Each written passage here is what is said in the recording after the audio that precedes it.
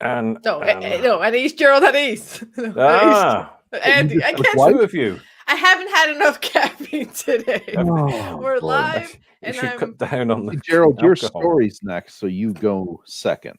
Yes, you go second. Is that what it is? That's what it is. What? I don't say, oh my God, like that. It's like I'm stupid or something. I'm not saying in any type of way. Well, it sounds like you are to me. So I've got to write this down. I go next with story, therefore I'm second. See, that's all it takes. All right. We've been live. What? Now make sure.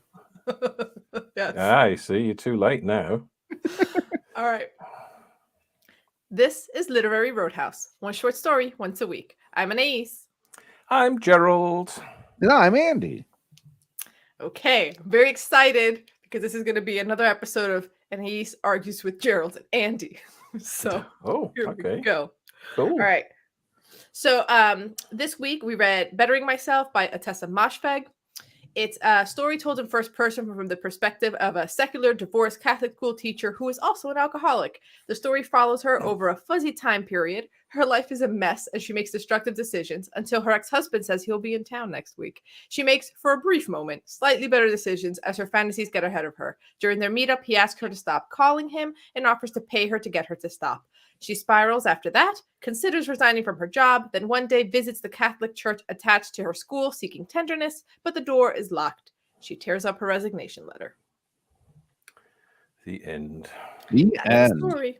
Yep. Next. That's a story that could have stopped before it started and had the same results. All right. Well, it's fine. I'll fight you both. You know how bad a story has to be for the nuns not to be my least favorite part? I was so prepped to come in complaining about the nuns, and they're fine. Yeah. They're just there, and then they go again. So. Yep. They are quirky little ladies who do weird stuff in the bathroom. It's delightful. It's probably the highlight of the story. All right. Let's go. Let's dig in. Okay. Let's go. Gerald, what did you think? Yes. I enjoyed the reading. I disliked the story. Yeah, I don't like stories like this that are just unremitting, soulless, downbeat, blooming nothing. I can't. And I read somebody's review of it and they said, oh, you know, it's humorous and amusing, and I just I it's dire. It's, you know, very well written, very cleverly written, some great little bits of writing in there, and it's a sort of story, but it sort of doesn't, you know, it starts in the middle and ends just after the middle, and it's just, you know, I feel like I've got to have a shower afterwards or take alcohol or something just to, you know, it's really down. But anyway, yeah, so that's I was like, oh, it's so funny. I was like, whoever said that this story was funny is dead inside. Like, that's you've never laughed in your life. One, I know that about you, and you have no idea what funny is. It's just miserable. It's about this miserable person being miserable, and then they have hope for a second, and then they don't, and then they're miserable some more. Miserable. But I don't feel bad for them because they're making bad choices, and right. I want to take a shower and never read this again. Those are the things that makes me want to do. Why? Okay. Why not put something positive and beautiful in the world? Yeah, something. Not everything's positive and beautiful. Redemptive arc or something. You choose the world you want to make, right? And you, as an author, choose to write this garbage story about shittiness. Why? The world doesn't need that. Nobody needs that. Well, this was 2013 before the world was sort of tapped out on misery, so that could have something to do with it. Well, so you're saying it's causative. This author put more misery into the world. Wow. It is weird to read about like anything having to do with like Ukraine, even tangentially, and being like, oh, but it's 2013. It was even okay. Yes. But you're like, Well, I noticed we called it the Ukraine instead of Ukraine. Uh-oh. Tusk. I don't know. I haven't heard this. I haven't heard about this. Oh, The- it the was U- called. Right, Ukraine is a word that just means like border region or something like that. Uh-huh. Russia refers to it as the Ukraine. Oh, I didn't know that. I didn't know this because it distinction. is trying to minimize its independence as a country. That's so Yes. weird because there's plenty of countries out there that are the something. But Oh, okay. yeah. Yeah. That's such a weird way to like establish Ukraine like calls itself Ukraine. But That's it's a- trying to I don't know. divest itself of its Russianness. right. I didn't know that. Today I learned. Okay. Hey, So hey, here's something which is nothing to do with the story. Sorry, because I'll Good. forget. We had Euro. You won't know about this, but we had Eurovision last night, which is a stupid singing contest Europe wide, which also includes Israel and Australia for Yeah. some reason. But anyway, Well, why not? I mean, Well, you have the Australia's world's. quite clean. Yeah, you have the World Series, don't you? So it's similar. Hey, we But we had the, and We let Canada play in the World Series. and we're still not the world. I'm sorry to break this to you, but there's a little bit more. But anyway, So Ukraine won because everyone feels sorry for them. So yeah, I heard about there's that. that. And we came second. Hey. So yeah, from last time when we got 0 points for anything, and we got lots of points, and we came second. Anyway, Oh, good job on so points. that's a Ukraine. Probably because they felt bad for you too. Hey-o. Yeah, hey, that's probably true. So they should. You didn't Brexit. the Eurovision is Euro- now just which countries do you pity most? All right. Well, it's often sort of political, neighbours voting for neighbours and stuff like that, and people too scared to vote against other people. And it's quite funny, and all the stands tend to vote for each other, so that's good fun. Anyway, sorry, I interjected. Carry on. Yeah. What, Well, it's a delightful interjection. yeah. And a wonderful. All right, I'm gonna defend the story. Here we go. Go Whoa. on. Do All your right. best. Do your on. Okay. I do agree that people who say it's funny, I don't know what they're reading. I mean, there was a few chuckle sections, but it's a grim laugh. Like it's I a went dark like humor. this. I went like this. Yeah. It's a dark That's a humor. It's a joke, dark yeah. humor. You're just like while you're like sobbing. But I thought it was a super I don't even know what the words are. It was like she's putting you in the shoes of an addict. This is an alcoholic who you're watching destroy their own life because they're addicted to this substance. And it's not the first writer to do that, but it's the first who made that person feel extremely like relatable and known, like somebody that it didn't feel othered, which was really nice. It brought you in very close. The person felt very distinct, and the way that they think about themselves in their own life isn't necessarily, oh, I'm an alcoholic ruining my life, but they kind of know, but they don't ever, they're only obliquely touching that part of it, right? And it was just really interesting to see it put together that way. Like the rock bottom is the McDonald's scene. It was heart-wrenching. Like this person's lost in a McDonald's right now because she's just like coked up and been spiraling out of control when her ex-husband's like, don't call me anymore. And the fact that he knows to be like, I'll pay you to get her to stop doing anything is just so grim. Because she's calling him in the morning after her benders. Like the whole thing is you have to like read past what you're being told. What you're being told is miserable, but then you get this view of everyone else around her. Like I noticed on my second read through, anyone who doesn't make her feel uncomfortable for being an alcoholic is called respectful. The Polish bartender lady, the Tennessee boyfriend, they're all respectful. And when does she say that the Tennessee boyfriend's respectful? When she's at the dinner with her ex-husband and his behavior is making her feel horrible about herself, but she doesn't say it that way. She doesn't ever like look it in the eye.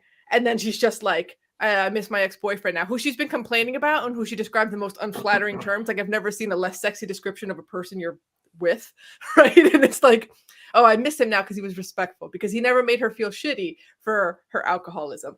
And there's just something about the skill as a writer that, like, I agree, the plot's very narrowly focused. But just the way that she does all these things is just like, that is such a skill. And also, she would break like the writerly rules in just the right way. Like, so you're in first person, and I noticed she would often repeat sort of the same word in the way that people speak with a limited vocabulary, right? Not saying that the narrator is supposed to be dumb. That's not the case. It's just we tend to use the same words over and over, especially ones we used recently. And like you see that here sometimes, and there's a fuzziness to time, like in certain paragraphs, she's like montaging, and then suddenly she'll like zoom into a particular moment, and that fuzziness felt very intentional. Like, it almost confused me the first time, and then I was like, this is alcoholism. We don't know how much time passes between when the story starts and the ex-husband shows up in town. There's just something about like writing from the perspective of an alcoholic in this way that felt really refreshing and new, and in many ways heart-wrenching. Like, there were certain lines that are spoken plainly where I'm just like, like when she says, she thinks to herself, my mind is fixing itself, because she remembered the word bailar, dance, in Spanish. I was just like, I will give you,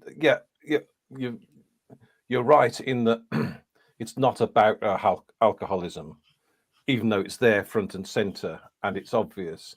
So it's about her life, and there is alcoholism present within it all the way through, and the effect that has on her life. So yes, you're right. That's a good point. I can appreciate the fact that it's showing the effects of, rather than talking about alcohol. But still, God. It reminds me of that other guy I hate. Who's that guy I hate? And you hate a lot of guys. Your know, capacity for hate is the guy endless, with yeah. the leather gloves and the circle jerk. Which leather gloves? The guy with the parrot? He didn't have leather No, gloves. the guy from the other author. He wrote the story about the leather gloves and the bomb in the post office. Oh, yes. What was the name of that story? Now I know what you're talking about. Bomb in the post office. Why don't you lead with that? Who leads with the leather gloves? And the circle jerk. Yeah, I'd have to look it up. Yes, That guy. About. Well, so he's an asshole, and everyone's like, "Oh, he's such a good writer." I'm like, "You're just an asshole." Why he chooses to use his powers for evil, and like this is in the same vein. No, it's not. Who gives a shit? Who gives a shit? You're a good author. Oh, that's so heartless. Inflict misery on the world. Stop. Stop. Okay, first of all, this was pre-world being miserable, when there was more room for misery. like I agree. Right now, everyone's tolerance for misery is probably non-existent. So maybe in 2013 we have more appetite for this. But it was so smart. I mean, I think miserable assholes. So fuck them. This is a writer's short story for sure. Like, this is like the kind of short story where like other writers go, "Oh my God, how'd you do it?" That's true. Yeah. And it doesn't need to exist. Yeah. I appreciate having read it. I think the world would be a better place without it. I think you have to have a spectrum with all things. So if you have something like this that you dislike, then it makes you appreciate other things more. And at least, even if there's something you don't like, you can say, well, it's not as bad as that thing. so there is that. Maybe it's on one edge of the thing. I mean, it's I don't know. I think there was some clever bits in it, some lovely bits. She described a boyfriend as having a voice, had a nice sound to it, like an old radio. I mean, I liked that bit. That sounds terrible, doesn't it? Like that particular sentence, but there are lots of little, and I like the way she does things like this. Like, her descriptions of people are so dump. There's no floweriness. So, for instance, I borrowed a vacuum from my neighbour, a middle-aged gay with long acne-scarred dimples who eyed me like a worried dog. And I just think that's a great bit of descriptive writing. So that's nice. So the bits of writing I enjoyed, but the story itself, yeah, that can go. I also like in her list of good and pleasant things that happened in that time. It's the boyfriend moving back to Tennessee. That's one of the good things. And also like doing that thing where you have something surprising in a list. Lots of writers do that. It's very effective, but she does it in a way that doesn't feel manipulative. Like sometimes in a less skilled writer, you can see it coming from a mile away and it feels like, haha, be shocked now. And that doesn't happen here, which it's just, I don't know, just like this innate skill. She doesn't put it at the end either of that list, which is interesting. Like the order she puts things in is just smart.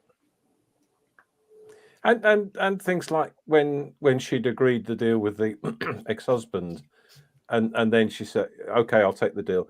Our food came, we ate in silence. I got up, didn't say anything, went home, went back and forth. My bank called. I wrote a letter to the Ukraine.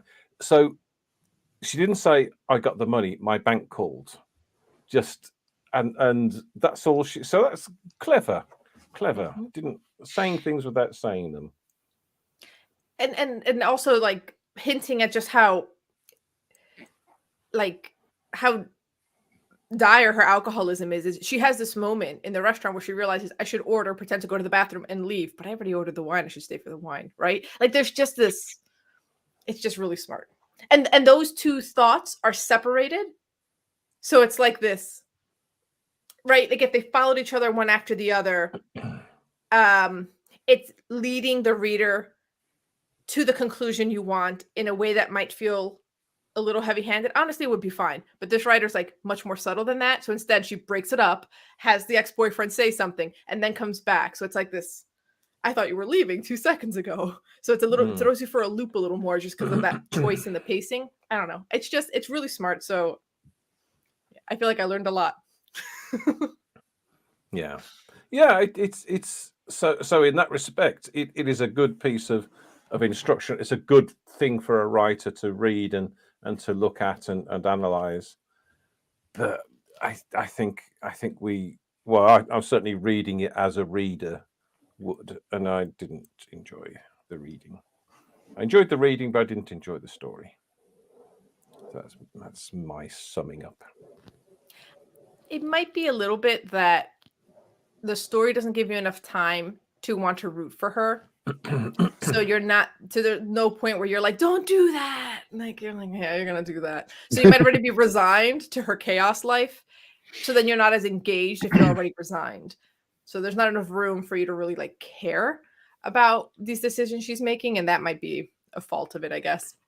Yeah, and she, she sort of smartens up her act when the ex-husband is coming. We're not told why. We wonder if she's trying to make a play for him again or something like that. So she no. Yeah, of course she is. She's doing calisthenics. She's trying to tighten her tummy. She's cleaning her apartment. She's got flowers. She thinks he's coming back to her apartment. She is. Her expectations are through the goddamn roof. Yeah. But then she just she doesn't say, well, that was that, so that, but she goes straight back to the alcohol, which I suppose is is realistic. You would do. You've made this effort and it's for nothing, so back you go on the alcohol. But just it's unrelenting, really. Yeah. We're going to get nothing more out of Andy, are we? Andy said his piece, and that's why would I ever care about this miserable lady making chaos choices? Like she, at some point in this character's life, she was an innocent child who things happened to. But that's not the part of the story we have access to. We have access to, I'm a miserable chaos monster. Well, I'm gonna lash I don't out know. randomly for 4,000 words. Okay, I feel story like over. there's room to be empathetic with someone, even if you meet them in the grips of their addiction.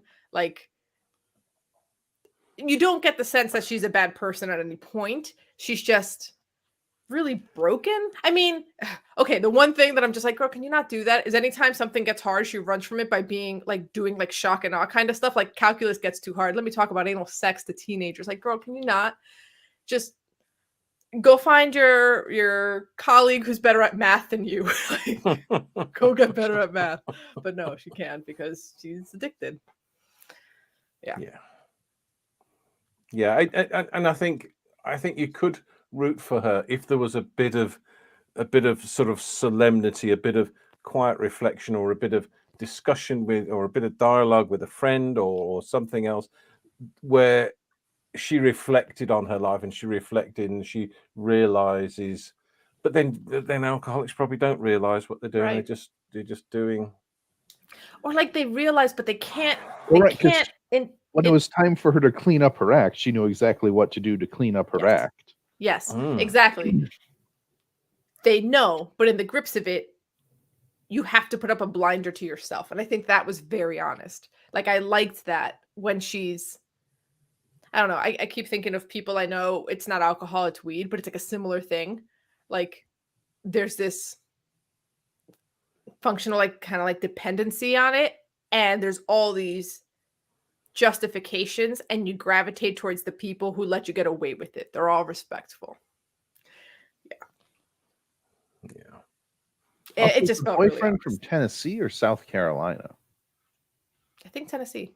Well, he goes home to Tennessee, but his mother came up from South Carolina. It could be that the mother and the boyfriend live in different states, or it could be that she does not give a shit where in the American South these people are from. Also likely. I love the description because I could picture it. The opalescent buttons on the too thin shirt where you can like see the chest hair, the nipples through it, but she doesn't say anything. I'm just like, and then he's got the like wrinkly, flappy neck, but his face is okay, and he's got fat ankle. I'm just like, she does not care about this man at all. She just likes that he like pays for her drinks. Cool. Yeah. Yeah. Yeah. Yep. Yeah, it's a funny story. It's not a funny story. He was from Chattanooga. Mm-hmm. It says Chattanooga. That's where the Chattanooga. choo-choo is. It certainly is. Or where it was, anyway. It also meant it Yeah. also has the beginning and end tie-in. In the beginning, she doesn't go to McSorley's because she doesn't like all that nostalgia, and at the end, she goes to McSorley's. There's that little. So that's nice. Oh, That's delightful. yeah. She's gonna go drink there. Don't worry. She's Yeah. not You. Yeah. Do you think it would have made a difference if the church was open? No, she's a miserable person. I mean, what was she? It may have been, if the church had been open, she may have been able to talk to a priest, and maybe that might have, I don't know, changed the story a bit. But of course, the church was closed because that's the story. All avenues are closed to her, other than drink, which is a bit. It is relentless. That's what it is. It's relentlessly miserable. Yeah. Just like alcoholism. Yeah. And she doesn't even get sort of ill or she doesn't have failing health or something like that. She just drinks and she has hangovers, and then she drinks some more and she has hangovers and sleeps in a sleeping bag. I know that's how it is. Yeah. I don't want to read about that. And also like for kids, all like Angelica, is that her name? Who comes in and is like, she's a teenager. She's got a boyfriend in jail. Like everything is depressing around them. How do you have a boyfriend in jail? Well, you have a boyfriend and then he gets arrested. I know, but they're teenagers. How is this happening? Also, you get the sense he's probably older. A little bit. Okay. We got we've got some papers are full of something this week where we've got this this man in jail who killed lots of young girls, or a number of young girls, and he wants to get married to this woman who came to visit him in jail, and she likes him, and you just think that just no. I mean, you can't stop this sort of legal stuff, but you know, if why shouldn't they be allowed to marry? But on a moral standpoint, you think no.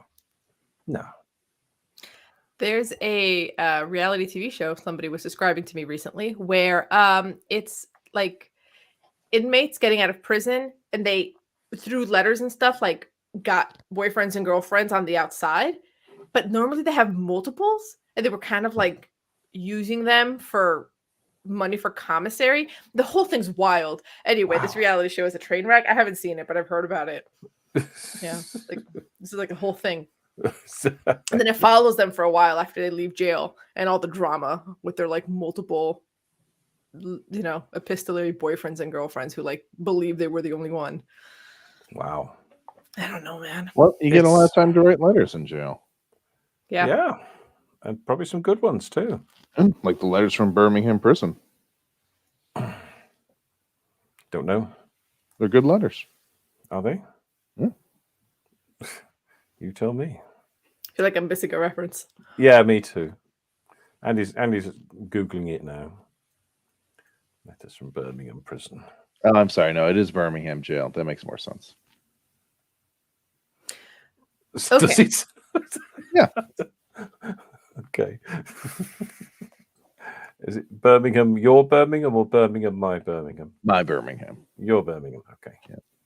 Well, I don't claim it. It's from the American South. Okay.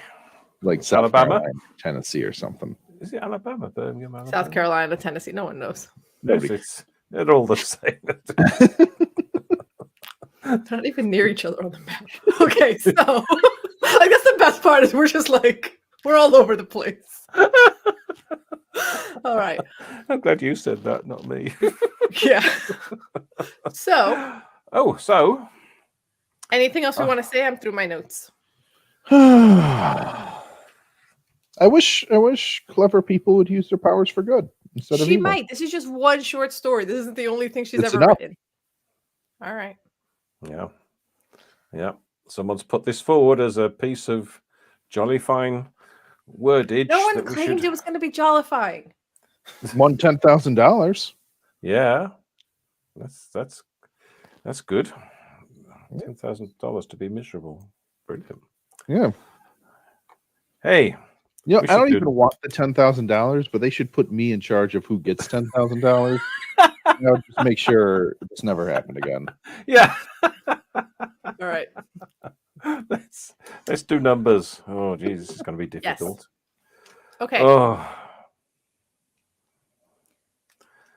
3. It was going to be less than 3, but 3.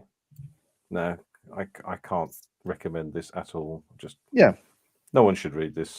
Right. What the hell is going on? All right, Andy. I don't think I'm going to give it a 1. I'll give it a 2. Oh my goodness. It's awful. It's awful. No, it's not. It's not awful. I'm giving it a 5. It's well crafted. It's a beautifully sculpted piece of shit, right? No. Like exquisite texturing. But who gives a who cares? I do. Who cares? Why would you spend that much effort making something terrible? That much skill and dedication to craft of just the best steamy piece of shit in the world. In defense of reading it as a reader, part of reading is to be transported into a completely different person, their mind, their shoes, their point of view. And I enjoyed that. I enjoyed, like, this is somebody I have nothing like. And it was still fun to, fun's the wrong word.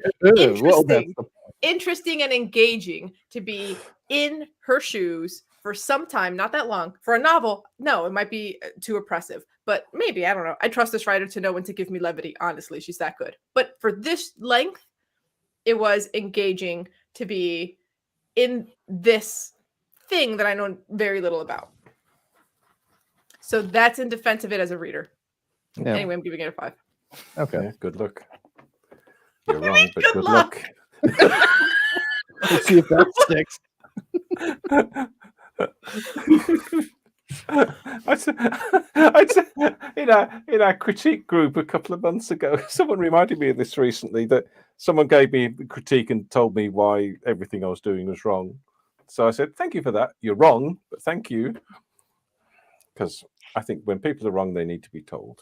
Yeah, I think that's important. That's what I've been doing this whole episode. Yeah. It's make no difference.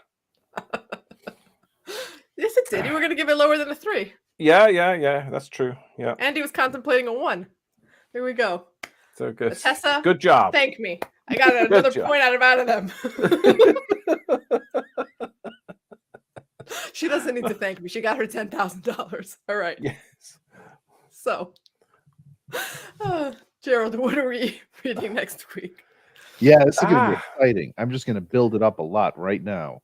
I'm excited for this story that sounds good. Yeah. Okay. It's Haven't read it yet, but it's probably better than this. It's called Men, Women, and Chainsaws by Stephen Graham Jones. Okay.